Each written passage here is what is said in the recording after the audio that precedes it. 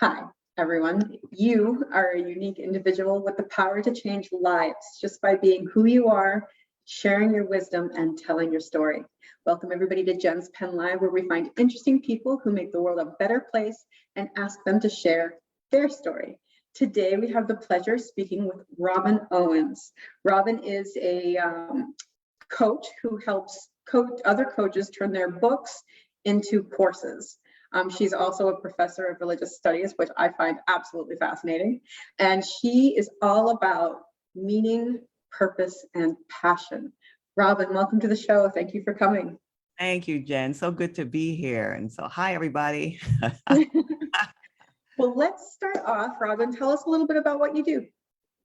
As you mentioned in the introduction, I help coaches and consultants who have been thinking about how can I turn my book into a course?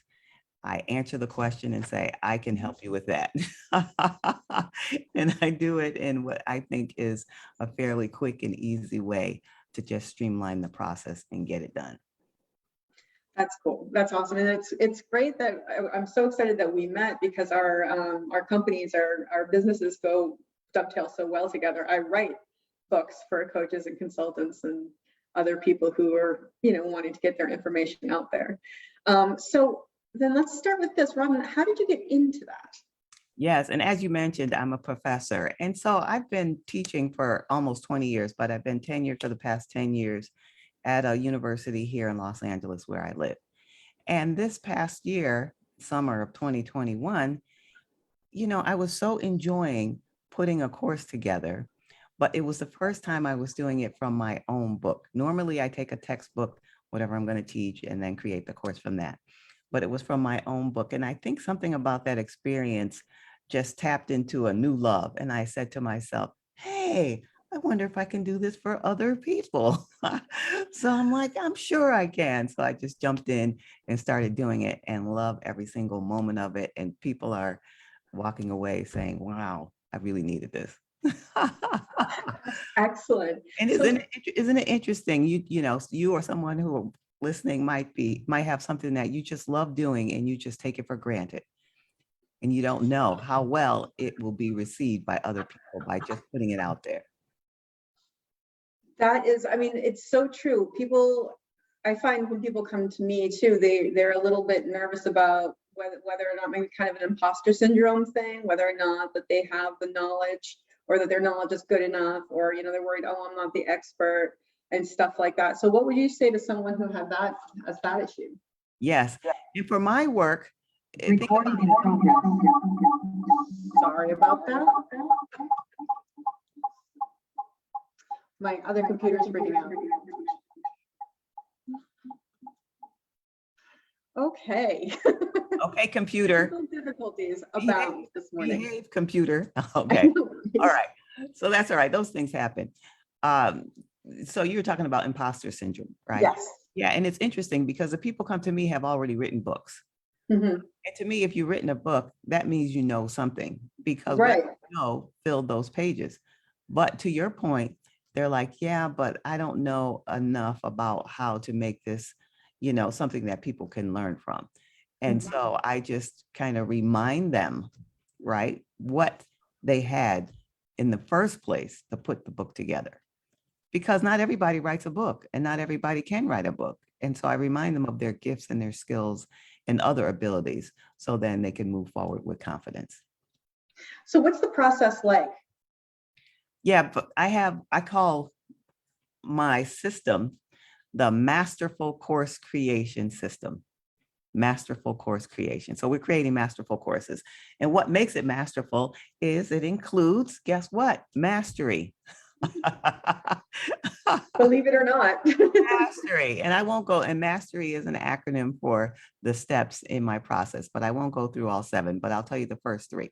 Right. M is for measurable. One key thing in the course is to have measurable learning outcomes. What do we want to accomplish? And how are we going to know that the students accomplish this at the end? And before we even do that, we have to have a problem that the course is going to solve. Just one problem. And I think that's one of the biggest mistakes people make when they think about turning their book into a course. They try to solve too many problems at one time with one course. And the goal is to just solve one problem per course because it ensures that the students get the results they want. So one step at a time. So mastery. Mastery. Yeah. That's the key word here. Yes, mastery. So you have a masterful course. And okay, and I'll say one more in that acronym. For the R in there, the results, before you can get results, you have to have a roadmap. So now, once we have the problem that we're going to solve with the course, once we know what the learning outcomes are going to be, now we have to have a direction, a guide, a roadmap. So we create a roadmap to get them step by step by step right into the course. And we take it directly out of their book, starting with the table of contents. That makes sense. Look at the table of contents and see what topics relate directly to the learning outcomes, and then select those topics. And then we put those into an order and create a masterful roadmap to results. Awesome. So obviously this has come from your love of teaching. You teach at a university, as you mentioned. What got you into teaching in the first place? Yeah, I don't know if you had this question when you were like in first grade or so. They asked me this when I was in first grade. Like, what do you want to be when you grow up? Like, who knows when you're in first grade? But I did say I want to be a teacher. And I was very clear about it. That's always been your passion. Yeah, so apparently, although, I didn't graduate from high school saying I want to be a teacher and go to college, it took a while to find my way back there. But I bring up the first grade Robin, because she knew. And I think sometimes, our passions are down in there and we lose sight of them or we forget them. So I've always been a teacher in one form or another, but it took 3 careers to get to the university. 3 careers. Yeah. Wow. So what were the careers? Yeah, when I started out, because when I graduated from high school or while I was in high school, I didn't know what to major in college. So I asked my mother, like many 16-year-olds might do, right? And I said, what do you think I should major in? And she said, well, major in business, because if you major in business, you'll always get a job and you'll always have money. So I thought, oh, that made sense to me. I'll major in business. Makes sense. That sounds reasonable. Yeah, I mean, I didn't know any better. So I thought, okay, majored in business, got a job, the ideal job for a person majoring in business. I got a job at the biggest bank in my local town there in Connecticut years ago. And I have arrived and I'm in a leadership position. And I'm leading a staff of 15 people, the customer service reps, the tellers, and to all my family and friends, you have arrived.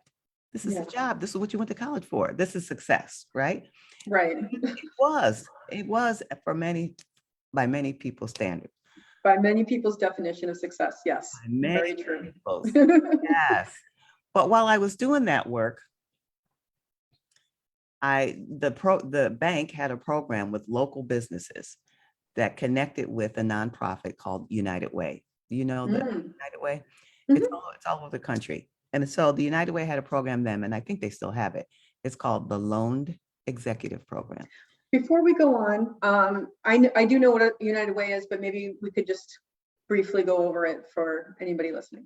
Yeah, United Way is a nonprofit organization that supports individual organizations that help people in need. That's the short answer, right? So they have maybe 20, 25, I don't know how many organizations that they raise funds and do programming, and then they distribute it to these other organizations.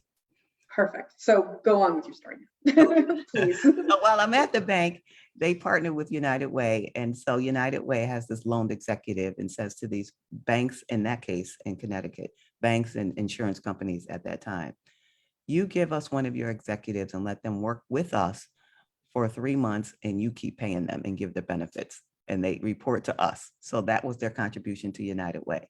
I was a selected loaned executive. So they loaned me out to United Way. Go there for 3 months. You don't have to come back here. Go there for 3 months, do whatever they tell you to do.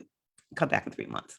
So I go to United Way and I learn a little bit. You just asked me, what is it about? And I learned that one of the organizations they support is the American Red Cross. And I said, oh, this is familiar to me. And I'll tell you why in a moment. But for the loan executives, they wanted us to basically go out and do fundraising. That was our job. So we'd give a presentation, go out to different organizations, primarily banks and insurance companies. They would set it up with their HR to have the employees come to a conference room or auditorium, and we give the presentation and ask them to give a donation. All right, so now when I discovered American Red Cross was a part of it, I had a flashback to a moment, and I'll tell you the story. Yeah. When I was coming home from the mall, this was about 5 years before the loan executive program. 5 years ago, I was coming home from the mall with my friend, and a few blocks from home, one of the neighborhood boys ran up to the car and said, Robin, your house is on fire. And I'm like, what? Your house is on fire. And so then as we drove a little further, we could see that the streets were blocked off. And then we could see at a distance flames shooting up from the house. So we jump out of the car, run down the street. My mother, all my cousins, my family, because it was a big family house. We all lived there in a 3-family house. Neighbors are all on the corner, and the house is up in flames. We knew in that moment it was going to be completely destroyed because it was just engulfed. Fortunately, everybody was out.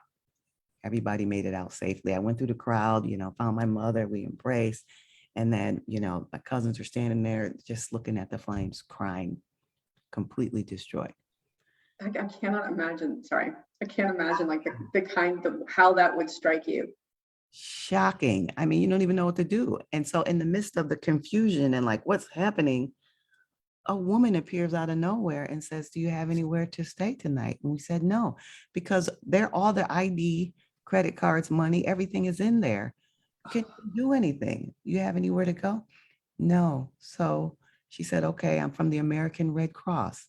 We can set you up in a hotel until you can get your IDs and all these things and get settled. I'm sorry, like I know, like that's just so, like we were talking earlier about having hope. Like that's something where you're like, oh, there are good people in the world. Yes. Yeah. That's beautiful. And to your point about good people, while we were there in the hotel, we didn't have anything but what we had on, right? The clothes. And then in the middle of the afternoon, the next day, the firefighter from the night before came to the hotel with a family photo that was framed, and the glass was cracked, but he saved it. And he knew we didn't have anything else. And he brought that to us. He went out of his way, found us at the hotel and brought it to us.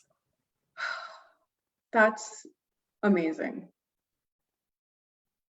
So there are good people. There are Good people. Yeah, people will come out and help others. Yes. Indeed. Yeah. That's an incredible story. And so there we were. And as time passed on, we found a new place and we got established IDs and everything, and went on. And now fast forward 5 years later, go to United Way. What? American Red Cross? I know about them. They helped us out. So I shared the story as a part of my fundraising efforts for United Way. And out of the 15 or so loaned executives, I had the most successful campaign. I mean, because it was just a true and honest story, and they gave to an organization that helped me. And I found it so meaningful. You mentioned in my introduction, meaning and purpose and passion. It's important to me. And that experience was so meaningful and so fulfilling. I loved it. And I didn't know what about it exactly. I knew I just loved doing that. All right, 3 months are over. Go back to the bank.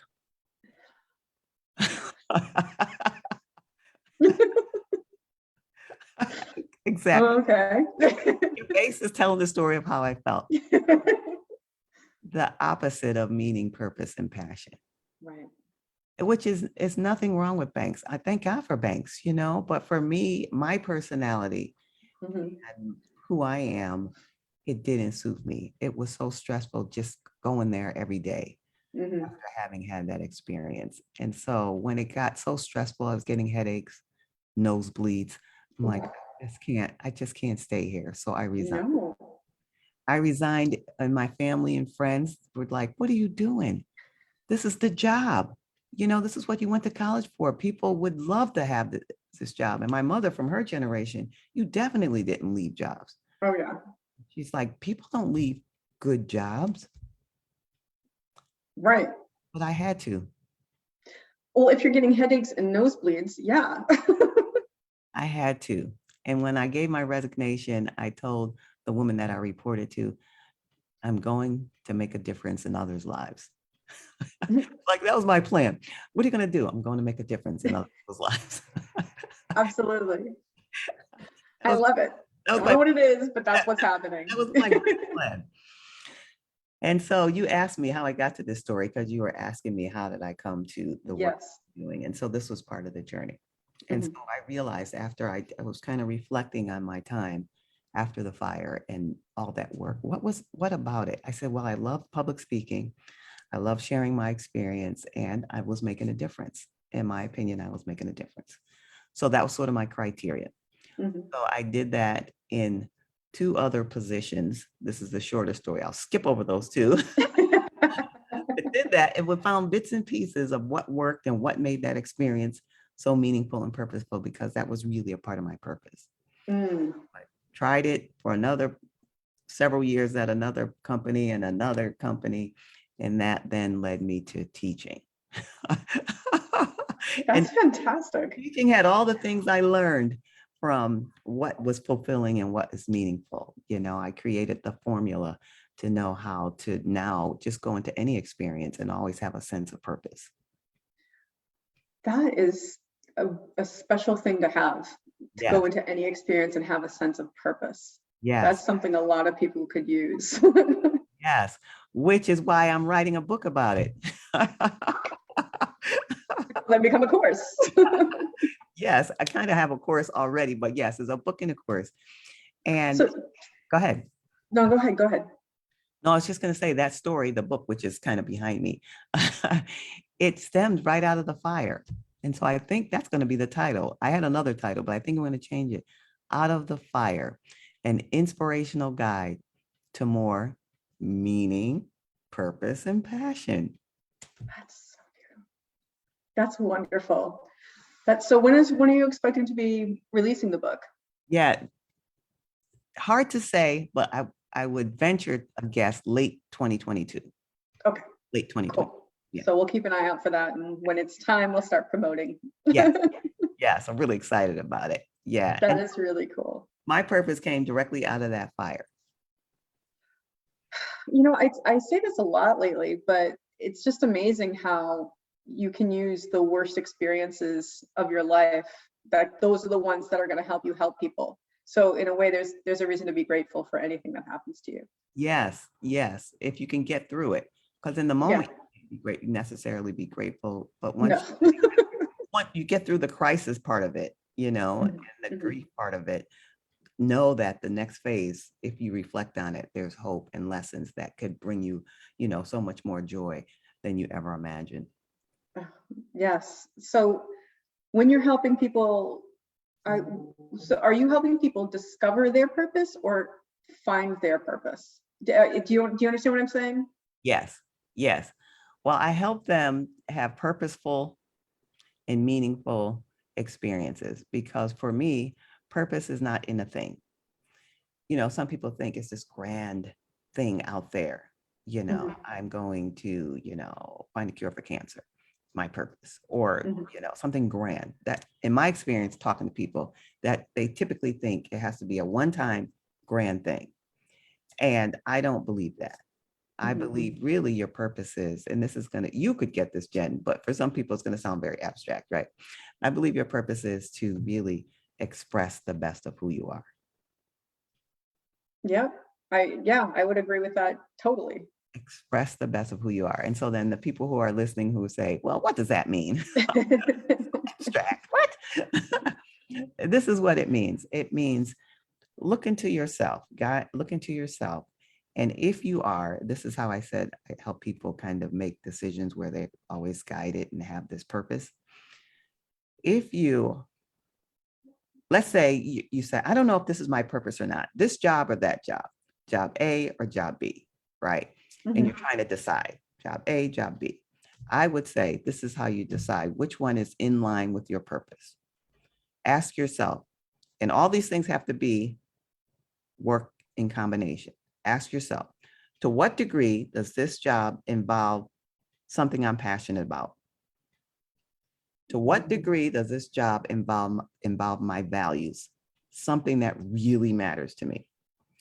To what degree does this job involve me using my natural abilities, those things that come naturally, easily, and I'm good at? So all three: passions, values, natural abilities, some combination. And last question, to what degree does this job allow me to serve someone beyond myself? Job A or job B? All right. And so whichever one has more of that, that's the one that's most in line with your purpose. Those are great questions to ask. It's like we should ask those questions about just about everything. Yes, yes. And those questions I call making purpose-based decisions, because I found along the way when I was tracking all those years from the bank on to teaching, what were the components that made the thing fulfilling? And it turned out to be those 4 pieces. So that covers sort of the purpose part of your meaning, purpose, and passion. So how would you differentiate between meaning and purpose? Yeah, I think you can have meaningful experiences, those experiences that are fulfilling to you. You know, just like you're deeply satisfied, you're fulfilled. Purpose is sort of the motivation and the drive. Like, this is my mission. This is my thing. This is my thing to do. And I do it while expressing all those things I mentioned. So let me give you an example. For me, purpose, like you could say, somebody could say, oh, you're a teacher. That's your purpose. But teaching takes on so many different forms so it's not just teaching, because otherwise I could say I'm just a teacher, the end. no more ongoing meaning to be had. Fulfilled. But it can be expressed in many different ways, in many different places. And so I express it in the university, and I express it, as you mentioned, with coaches and consultants. Let me teach you how to turn your book into a course. What their meaning and their purpose and their passion is into a course. Yes, and to expand it, to amplify their message, as you say, through courses. So meaning, purpose, and passion, I can just see that in everything you're talking about, like kind of going back and going over what we've talked about. Does that have to do with why you chose to teach religious studies? Because I know that I geek out about this sort of thing. Yes, you're right. The meaning piece, you're absolutely right. Meaning has always been important to me. Finding meaning, understand meaning. And I'll tell you a story from my early childhood, probably before they asked me, before first grade, maybe before they asked me, what do you want to be when you grow up? But the house that I mentioned that, was destroyed by the fire, it was the 3-family house in Connecticut. They have these houses. It looks like one big house on the outside, but they're like 3 apartments inside. So my parents owned the house, and we had cousins and extended family in the other 2 floors. So I distinctly remember one summer, okay, so maybe I was beyond first grade, maybe first or second grade, it was a big front porch. I was sitting on the front porch in the summer, just sitting, looking across the street into the trees, right? Just kind of having a moment. And I had like 7 or 8 cousins all in the whole house, and brothers and sisters.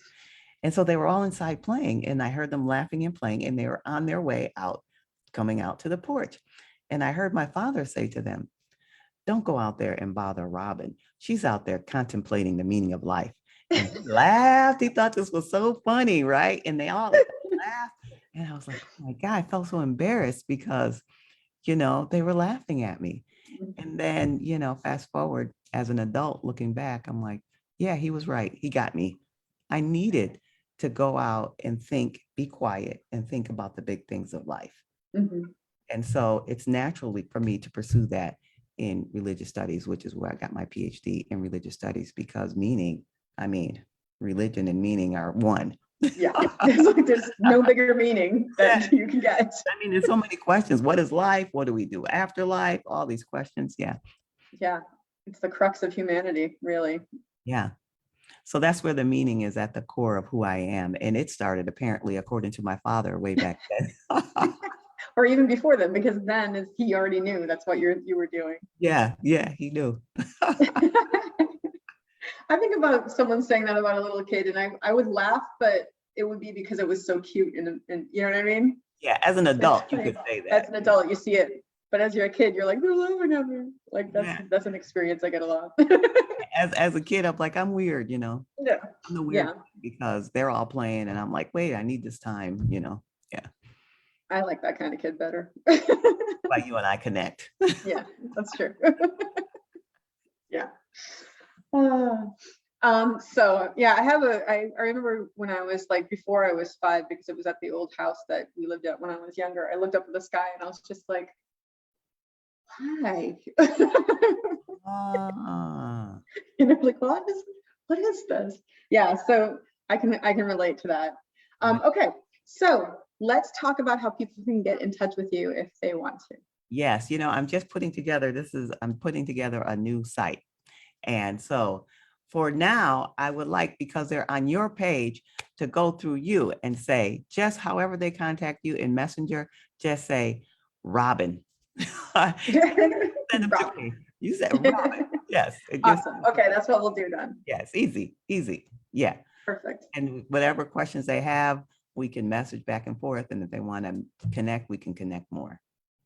Excellent. Yeah. Excellent. This has been so much fun. I love your stories. They're also, I mean, just enthralling. You know, you just come like, fire, what? You know? Yeah. So thank you for coming. Thank you for participating. It's been a joy. Thank you for having me. I love your spirit and your energy and your big question of why. And what. Thank you so much. So keep doing it. You're doing important work. Keep doing it. Oh, thank you. Yeah, I want to just find the coolest people and amplify their message. That's really what I want to do. Like, you're doing good. Let's do this. Sort of like the United Way. Yes. So everybody else out there, I just want to ask you a question, and that is, everyone has a story to tell. So what is yours?